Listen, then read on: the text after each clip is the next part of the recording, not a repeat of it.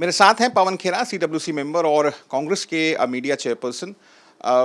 Sir, आपने एक tweet किया है, जो हमारा एक जवान है बीएसएफ का, जो अभी भी पाकिस्तान की कैप्टिविटी में है, कि उसको रिहाई कब मिलेगी, लेकिन आपने उसमें टैग भारत सरकार को ना करके डोनाल्ड ट्रंप को किया। और किसको करूं, आप मुझे बताइए। मुझे खबर सीज़फायर की कहां से मिली? डोनाल्ड ट्रंप से मिली, पूरे देश को वहीं से मिली। हमें एक और खबर डोनाल्ड ट्रंप के पोस्ट से मिलती है कि वो कश्मीर पे भी मध्यस्थता करेंगे। तो फिर जाहिर सी बात है, वहां से कोई खंडन तो भारत सरकार से आया नहीं। कितने घंटे बीत गए इस पोस्ट को, अभी तक कोई आधिकारिक, अब सोर्स बेस तो चलता रहता है, सोर्स बेस तो इस्लामाबाद भी पहुंच जाते हैं, उनको छोड़िए, लेकिन इसका जवाब नहीं आया भारत सरकार से। तो मैं किससे पूछूं? जहां जाहिर सी बात है कि जो निर्णय ले रहे हैं आजकल सारे हमारे बारे में, तो उन्हीं से पूछूंगा। विपक्ष लगातार मांग कर रहा है कि सेशन बुलाया जाना चाहिए और देश को बताना चाहिए कि आखिर पिछले कुछ दिनों में क्या खोया, क्या पाया। निशिकांत दुबे ने एक ट्वीट किया, उन्होंने कहा है कि विपक्ष इसलिए चाहता है कि सेशन बुलाया जाए ताकि भारत सरकार की, भारतीय सेना की किरकिरी हो सके और विपक्ष सरकार को गाली दे सके। जिस व्यक्ति का आपने नाम लिया, थोड़ा इतिहास पढ़ लेते हैं।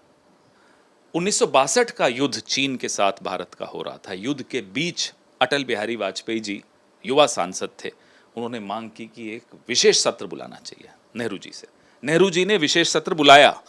जंग चल रही है बॉर्डर पे और संसद, कई घंटों तक संसद में चर्चा हुई। नेहरू जी पे पूरे हमले इन लोगों ने किए, नेहरू जी ने सुना और जवाब दिया। ये होती है लोकतांत्रिक परंपरा। इनको अपनी पार्टी का इतिहास नहीं मालूम, ये हमको भाषण दे रहे हैं।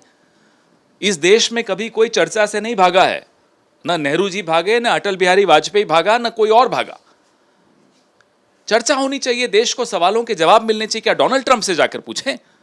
अपने ही प्रधानमंत्री से पूछेंगे ना, अपनी ही सरकार से पूछेंगे, संसद में पूछेंगे। क्या शर्म आती है इनको?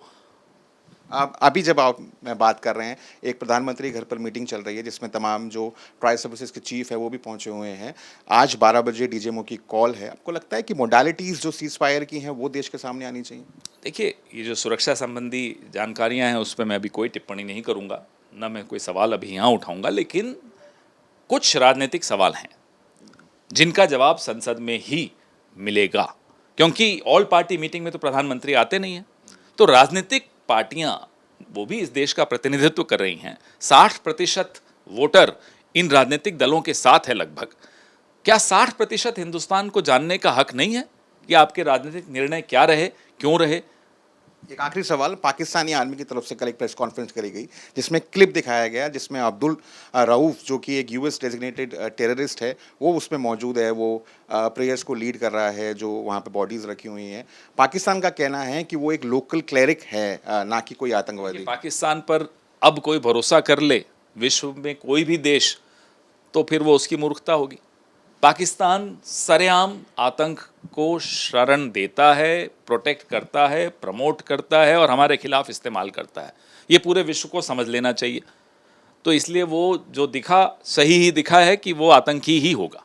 थैंक यू हमसे बात करने के लिए। ये थे पवन खेरा। मनीष के साथ मैं राहुल गौतम, आज तक के लिए।